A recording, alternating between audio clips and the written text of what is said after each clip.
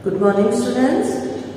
Today we had a video lessons, as you all know, and today we are going to start our new chapter, that is about manufacturing industry. In this lesson, we are going to learn about the industries, how these industries are important to us, what they manufacture, how they manufacture. Then we are going to see what kind of raw materials they are using in this manufacturing, how we can classify the manufacturing industries so that we can learn about it. Okay, तो आज हम जो पढ़ने जा रहे हैं वो manufacturing industry 6th lesson है. इसके अंदर हम देखेंगे कि जो मैन्युफैक्चरिंग इंडस्ट्री हो किसी भी कंट्री के लिए कितनी यूजफुल होती है, उसका जीडीपी का डेवलपमेंट और दूसरी चीज़ है. उसके बाद हम देखेंगे कि मैन्युफैक्चरिंग इंडस्ट्री किस तरह के लोकेशन में प्लांट आउट होती है, कि कौन से लोकेशन में उसको लगाया जाए, वो इंडस्ट्रीज वर्कआउट करें.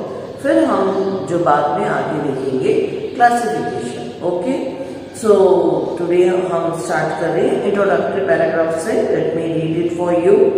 यहाँ पर जो है वो डायरेक्टली हिंदी में मैं जा रही हूँ, आप दिवाली में देख लो. मैं तो ये कहती हूँ सुबह जब हम एक ब्रश पकड़ते पेस्ट लगाते वहां से लेकर रात को हम जो भी एक्टिविटी करते हैं वापस ब्रश करते हैं, या फिर हम ये कह सकते हैं कि हम जो क्या कहते हैं कोई शूज पहन के वॉक करने जा रहे हैं. अल्टीमेटली हमारा पूरा लाइफ जो है मैन्युफैक्चरिंग इंडस्ट्री पर डिपेंड करता है. ब्रश बनाई जाती है इंडस्ट्री में, जूते बनाए जाते हैं इंडस्ट्रीज में. तो यहाँ से लेकर मतलब कोई भी चीज अच्छी हो, मोबाइल जिससे आपको लेसन पहुंच रहा है वो इंडस्ट्री में बनाए जाते हैं. ये शीट्स ये इंडस्ट्री में बनाए जाते हैं. ये टेबल और सारी चीजें इंडस्ट्री से मैन्युफैक्चर होकर निकलती है. अब आप समझ सकते हैं कि कितना इम्पोर्टेंट है कोई भी मैन्युफैक्चरिंग इंडस्ट्री किसी भी देश के लिए. अगर हम देखें तो जैसे आगे आप देखेंगे कि किसी भी देश का जो रीढ़ की हड्डी या वर्टिब्रल कॉलम या बैकबोन है वो एक मैन्युफैक्चरिंग इंडस्ट्री होता है. जितना मैन्युफैक्चरिंग इंडस्ट्री किसी देश में ज्यादा पैमाने में लगती है और डाइवर्स प्रोडक्शंस कर रहा होता है उतना वो देश डेवलप होता चला जाता है. So let's start the lesson.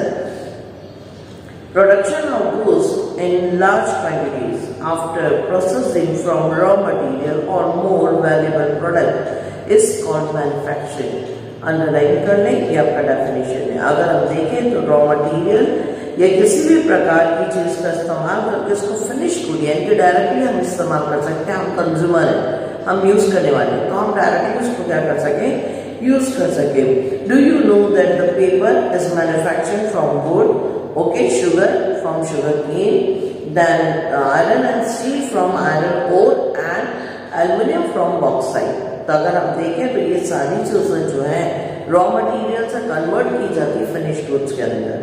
Then do you also know some type of clothes are manufactured from yarn which itself an industrial product.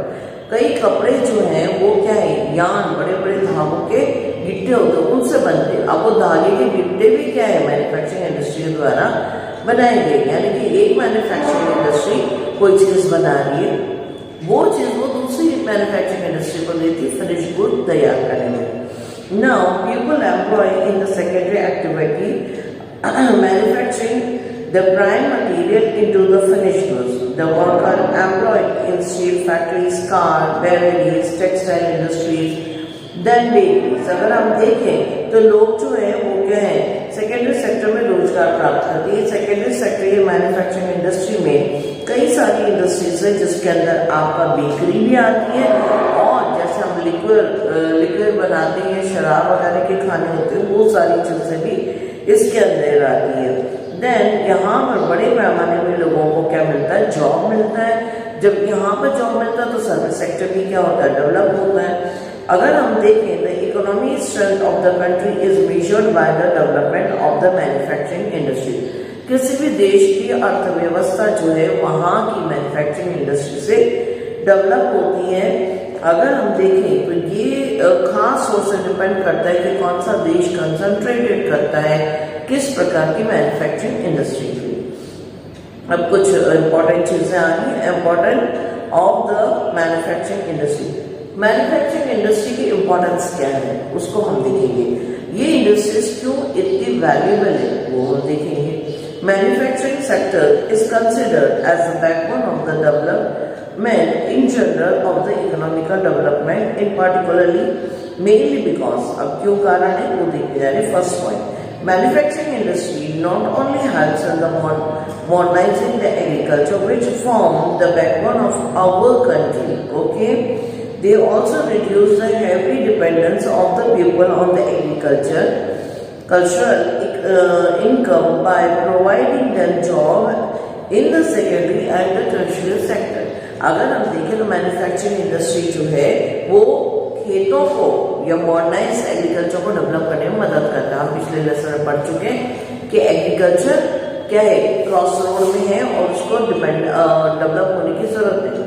Manufacturing industry क्या कर रही है, एग्रीकल्चर के लिए बहुत सारी चीजें बनाती है, जैसे different kind of pipe set, then instrument, tools वगैरह जो भी है। तो अल्टीमेटली इससे क्या होगा, हमारी जो कंट्री है उसकी इकोनॉमिकल ग्रोथ होगी, यानी कि हमारी एग्रीकल्चर की ग्रोथ होगी, एग्रीकल्चर के कारण कंट्री की ग्रोथ होगी, इसलिए ये बहुत इंपॉर्टेंट है। साथ ही साथ अगर हम देखें तो एग्रीकल्चर जब इनकम बढ़ेगा तो एग्रीकल्चर का क्या है, उसका असर देश की सेकेंडरी और टर्शियरी सेक्टर में भी पड़ेगा। जो एग्रीकल्चर में डिस्कस एम्प्लॉयड है, जो एक्स्ट्रा लोड एग्रीकल्चर पे, वो क्या होगा, कट डाउन हो जाएगा और ज्यादा क्या होगा, सेकेंडरी सेक्टर या मैन्युफैक्चरिंग इंडस्ट्री लगेगी तो लोग वहां जाकर क्या करने लगेंगे, काम करने लगेंगे। Now second point comes, the industrial development is a precondition for eradication of the unemployment and the poverty from our country। Industrial development एक मुख्य चीज है जिससे गरीबी को उन्मूलित यानी कि उखाड़ कर हटाया जा सकता है, और अगर हम देखें तो अनएम्प्लॉयमेंट की प्रॉब्लम्स को सॉर्ट आउट किया जा सकता है। It was the main philosophy behind the public sector industry and the joint sector venture in the India. अगर हम देखें तो यही मुख्य कारण था जिसमें गवर्नमेंट ने खुद अपनी industrial manufacturing system plan out की। जब गवर्नमेंट उसको कर रही थी तो उसमें गवर्नमेंट ने और भी उसको एक कदम आगे बढ़ाया। उसने क्या किया, पब्लिक यानी गवर्नमेंट और प्राइवेट यानी कि किसी इंडिविजुअल की इंडस्ट्री दोनों को मर्ज किया और ज्वाइंट सेक्टर्स बनाए। ज्वाइंट सेक्टर्स ताकि लोगों का भला हो और देश में बेहतरीन उत्पादन हो। ओके, तो उससे क्या होगा, फायदा होगा, लोगों को डाइवर्स जैसे विभिन्न प्रकार की चीजें चाहिए वो मिलेंगी। It was also aimed at the bringing down the regional disparities by establishing the industries in the tribal and backward area। अगर हम देखें तो पिछड़े आदिवासी इलाकों में अगर जॉइंट सेक्टर या पब्लिक सेक्टर काम करने लग जाए, गवर्नमेंट वाला सेक्टर या गवर्नमेंट की इंडस्ट्री, तो वहाँ के जो बिल्कुल अलग थलग बड़े लोग हैं जिनमें शिक्षा नहीं है, जिनमें बाहर के लोगों यानी कि डेवलप जो हम कह सकते हैं सिटी साइड के लोगों से कोई इंटरेक्शन नहीं है, उनका भी डेवलपमेंट होगा। वहाँ वो लोग आएंगे, वो लोग साथ काम करेंगे और सीखेंगे कि अपने ट्राइबल बेस एक क्लोज कम्युनिटी से वो ओपन वर्ल्ड की ओर फेस करेंगे। एजुकेशन और हेल्थ फैसिलिटीज के बारे में उनको नॉलेज अवेलेबल कर सकते हैं हम लोग। देन इसके बाद अगर हम देखें तो export of the manufacturing goods expand the trade and economical we can say commerce.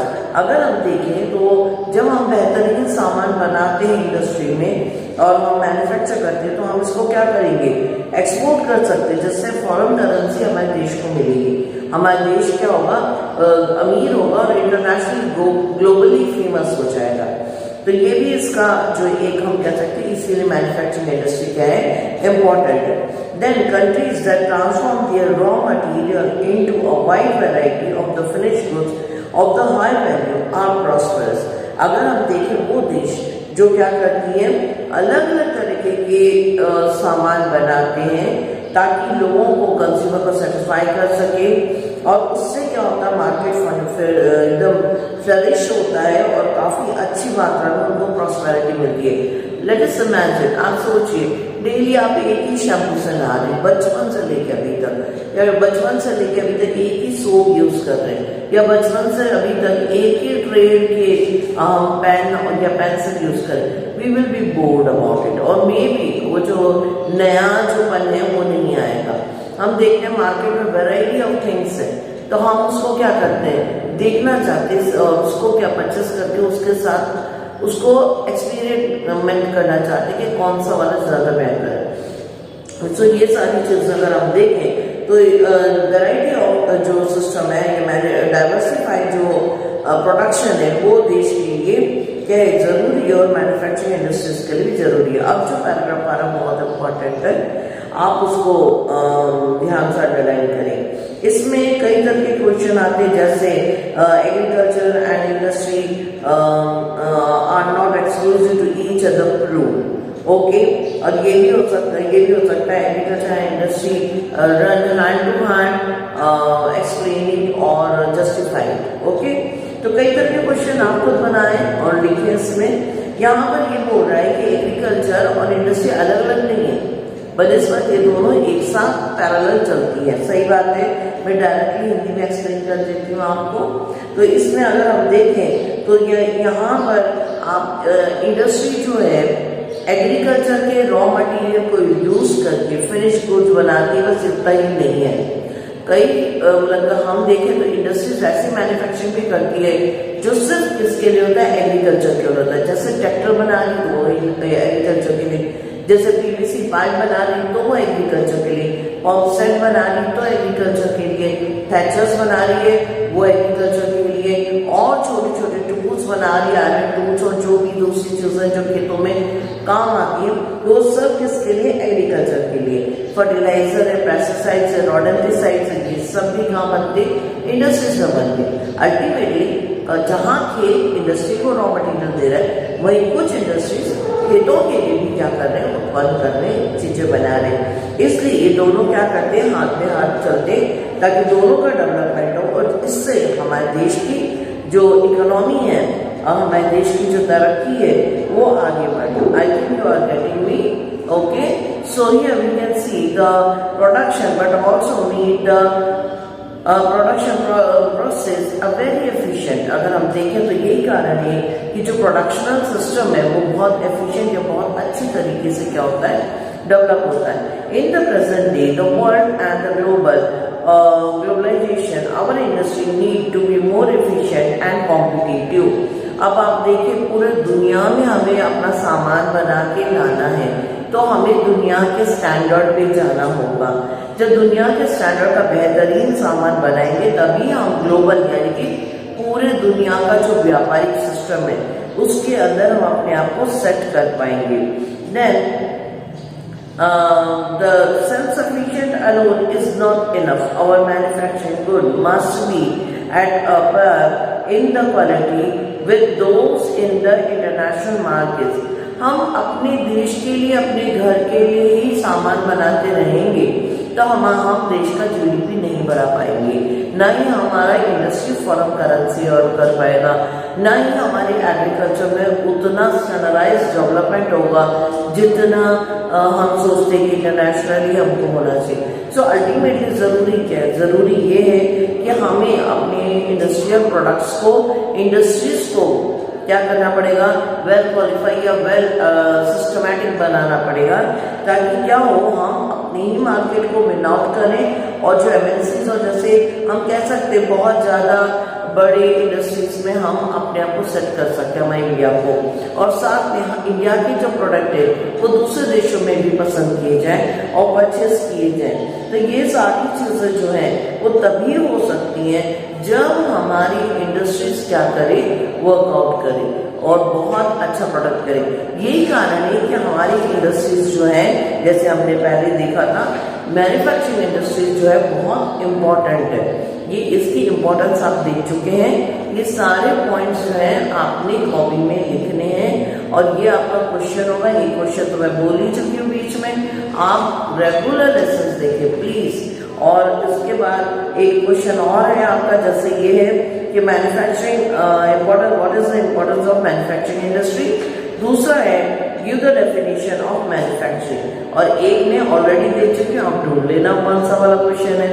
So that's all for today, have a nice day.